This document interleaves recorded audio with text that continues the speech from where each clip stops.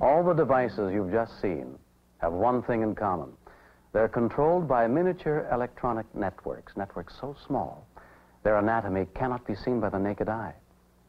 I'm talking about a fantastic new generation of microelectronics, like this tiny chip. There was a time when philosophers argued the question of how many angels might fit on the head of a pin, defying the laws of physics and reason.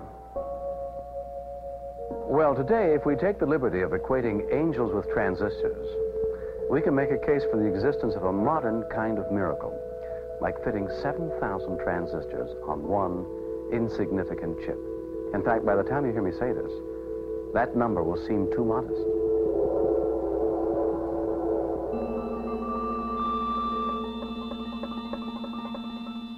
That's quite an accomplishment, as you'll see. But you ask, who cares how many transistors can be squeezed into tiny places you can't see? How does that affect me? Well, let me assure you, it is one of the most significant ideas of our time. It will affect changes in what we do from day to day in ways we're only beginning to see and understand.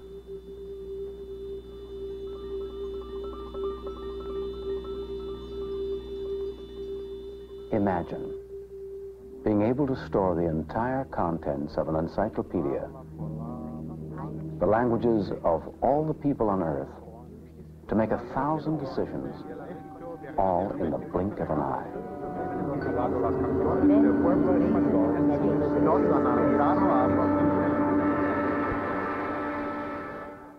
All that power exists in silicon crystal, this man-made ingot, whose basic ingredient is found in ordinary sand, next to oxygen, the most common ingredient on Earth. The secret of turning sand to silicon crystal, then to those incredible electronic miniatures called chips, is available to anyone today. All you need are the best engineering brains and people who are willing to risk tens of millions of dollars to finance this technology, then years of research and development effort to make it work. Much of the work is done in clean rooms like this. The atmosphere in there is more sterile than an operating chamber.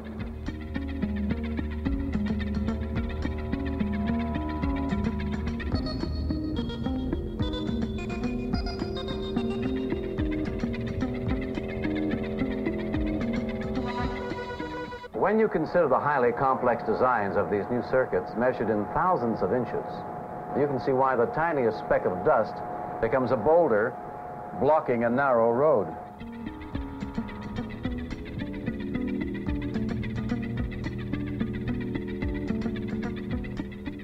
Silicon wafers go through a series of treatments, each of which changes them, building layer on layer of personality.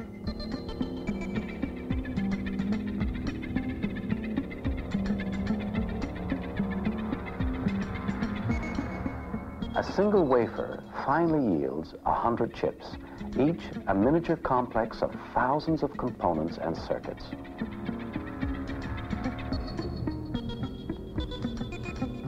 There's a curious paradox here. It gets increasingly difficult to make them, yet they are less expensive. The reason for this is the steady advance of new techniques for packing more and more components into the tiny bits of silicon. The name of this amazing shrinking game is solid-state technology, the art of the integrated microcircuit, incredibly efficient and reliable, yet operating at speeds moving toward the speed of light. How in the world did all this happen? Well, it happened in 1947. Three Bell Laboratory scientists in a lab, something like this one, achieved a remarkable breakthrough. They were able to send a weak electronic pulse through this tiny metallic device. Admittedly, it looks rather crude, but it made the signal amplify and switch. Up to that moment, the big vacuum tubes in the old family radio had been doing the same thing without much change for many years. Yet, this scrap of metal, only a fraction of the size of a radio tube, consumed a minute amount of energy, gave off practically no heat, and reacted much faster. How did they accomplish this?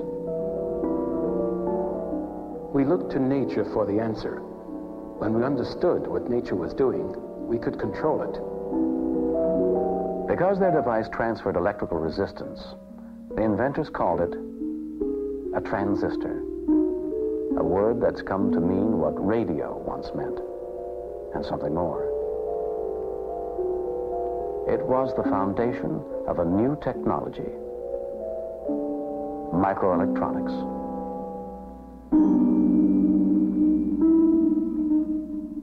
In the world of technology, there are occasional milestones that have special significance, not always apparent at first.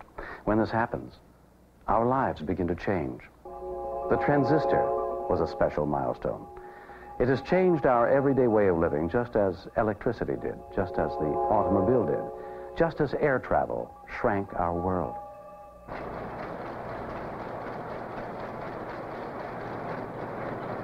Soon after its invention, Bell Laboratories made transistor technology available, which helped spur the phenomenal growth of the electronics industry.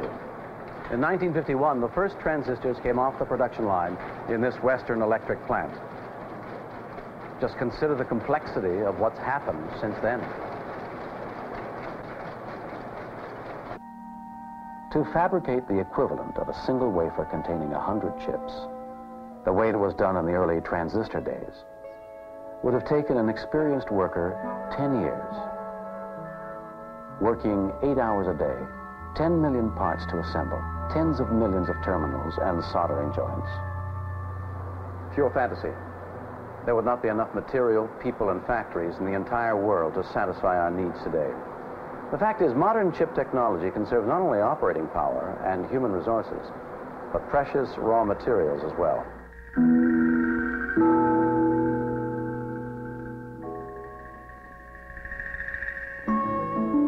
The microchips being made here today are a new breed, so complex they're sometimes called computers on a chip. More correctly, they're microprocessors, but they do behave like miniature computers, combining many digital circuits, packed with memory and logic functions, and they have the calculating power of a wall-to-wall computer of 20 years ago.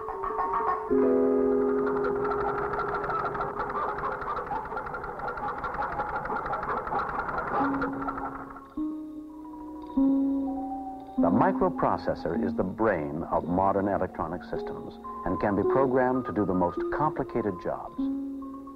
It will store information coming in, compute the quickest way to carry out instructions, and let you know when the job's done.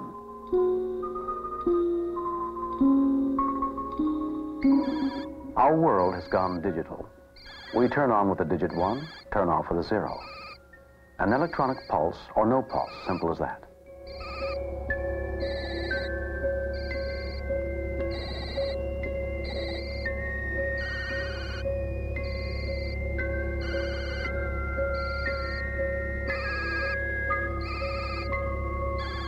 The microprocessor reacts to commands that come in the form of electronic signals, moving and switching streams of pulses at blinding speeds, all with zeros and ones.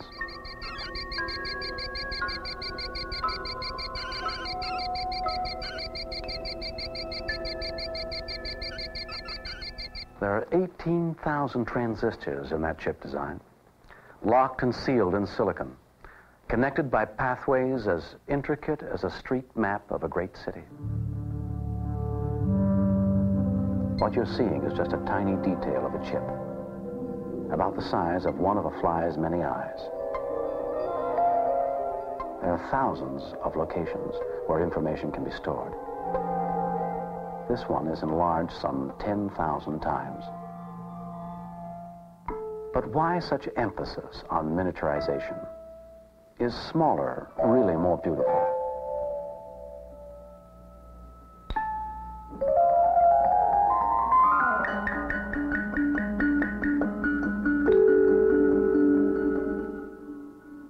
Chip designers are thinking small and smaller still because they have to. If they want their chips to gain speed, they've got to shrink the distances between circuits. If they can do that, a faster, denser, more efficient chip results. We have to think smaller because we're stretching our range of information, our communications lines, to the limit. We're an insatiable race of Gullivers in a shrinking Lilliputian world of technology. It has been said that since the end of World War II, the amount of information generated by our society doubles every 7 years.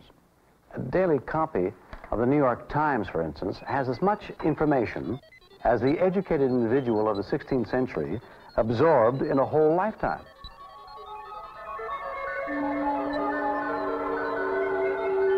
To live in the 21st century, therefore, we'll need vastly different tools and instruments. The kind we're beginning to discover in the strange, diminishing architecture of the microworld. Even the common telephone, which has been with us for 100 years now, is evolving into an ideal instrument for the electronic age, more and more like a computer terminal. These two buttons, in fact, are reserved for computer communication and other far-out uses that even my generation will live to see in our homes. Tied into the Bell System's electronic network, we have a powerful tool for exchanging information. And microprocessors being introduced into the network itself are increasing its capacity to move information.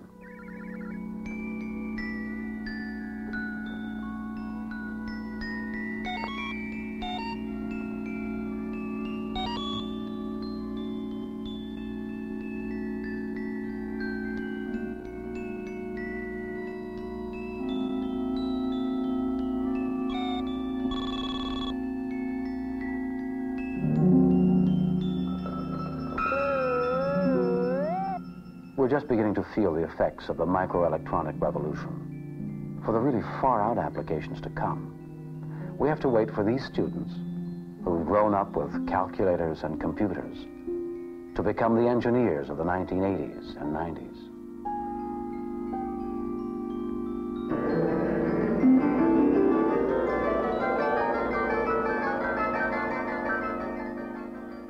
The transistor explosion of the 50s broadcast 1,000 innovations that would have seemed pure science fiction to most people 50 years ago. And we can see the microprocessor chip becoming the transistor of our time. Well, then what's beyond? Scientists are looking into DNA, trying to get a deeper understanding of how living things transmit genetic traits. Nature stores and transmits information in ways that make our present technology seem primitive. Perhaps in that direction lies the next breakthrough. They looked to nature for the answer. When they understood what nature was doing, they could control it.